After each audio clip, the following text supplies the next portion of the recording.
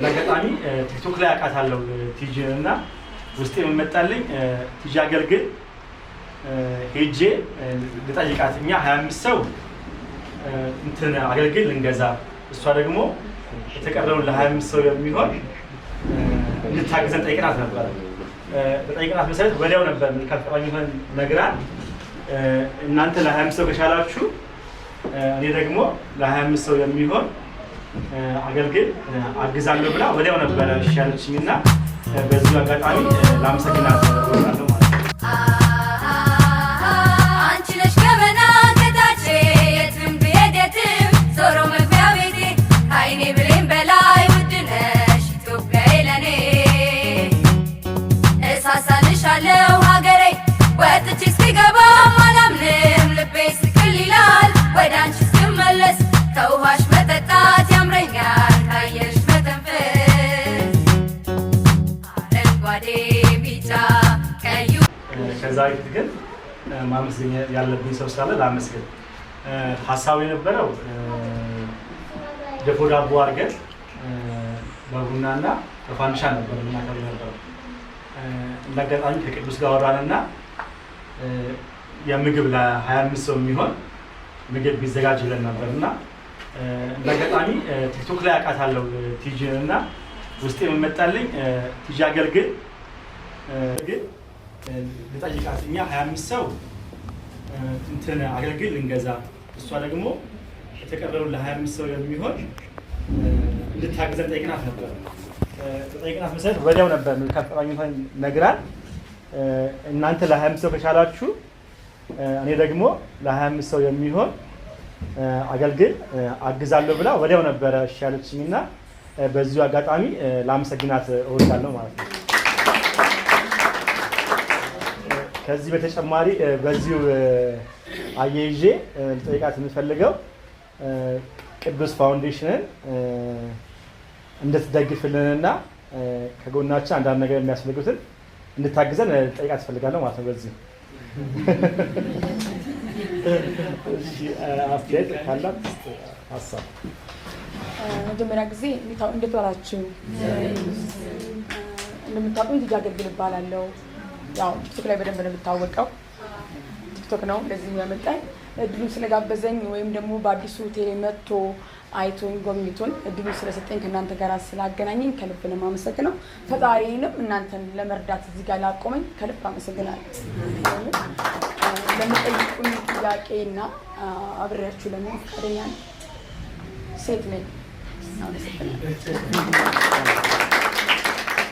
ያው ስለ ቅዱስ ፋውንዴሽን ትንሽ ለመናገር ያህል ቅዱስ ፋውንዴሽን የሚሰራው በመበለቶች ላይ ነው። መበለቶች ማለት ባሎቻቸው የሞቱባቸው እናቶች ወይ ደግሞ ከባሎቻቸው ጋር በተለያየ ምክንያት የተፋቱ እናቶች ነው እገዛ የሚያደርገው እና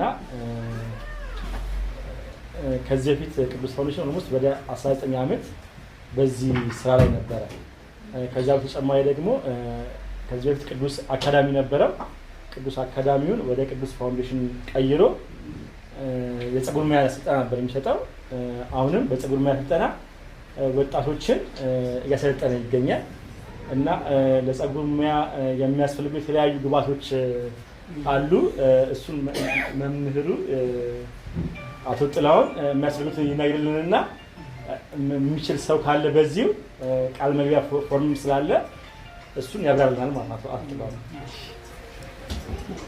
አመሰግናለሁ። አንድ አምጪ ፎርም እዚህ አይደል? አንድ ተማሪ ተምሮ ከመጀመሪያ ጀምሮ ከደረቅ ጠቅላላ እስከ ፍሸና ድረስ የሚፈጀው እቃ አለ። ያንን ሁሉ አቶ ቅዱስ ተክለ ብርሃን ሸፍኖ ነው ልጆቹ ትምህርት ያስጀመረው እንዲማሩ ያደረገው። ከስር ደግሞ ወረዳው ሰዎች እየላከልን እየተቀበልን ያለ ነው። እንደ አቅማችን በየወሩ 5 ልጆችን እየተቀበልን እያከታተልን እየወሰድን ነው። ለነዛ የሚሆኑ ግብዓቶች ያስፈልጉናል። እንደ ሻምፖ፣ ኮንዲሽነር በቀላሉ በጣም የሚያስፈልጉ ቅርብ የምንፈልጋቸው ነገሮች ስለሆኑ ነው እነዚህን የምለው። እንደ ፓይስትራ በቂ አይደሉም ያሉን ተማሪዎቹና እኛ ያለን በቂ አይደለም። እነዛን የጥፍር እቃዎች ያው ሴት ስለሆነች ነው የማወራው። ጥፍር እናስተምራለን፣ ቅንድብ እናስተምራለን፣ ፀጉር ሹሩባ እናስተምራለን፣ ዊግ አስፌት እናስተምራለን፣ ውበት ስራ በሙሉ እናስተምራለን፣ ሜካፕን ጨምሮ። ስለዚህ የማቴሪያል እጥረት አለብን። እንግዲህ ውድ ተመልካቾቼ ዛሬ የምገኘው አንድ በጎ አድራጎት ውስጥ እገኛለሁ። እሱም ደግሞ ሴቶች ከትዳራቸው ሳይግባቡ ሳይመቻቸው ሲቀር በግጭት በመለያየት ላይ የሚገኙ ሴቶች ናቸው።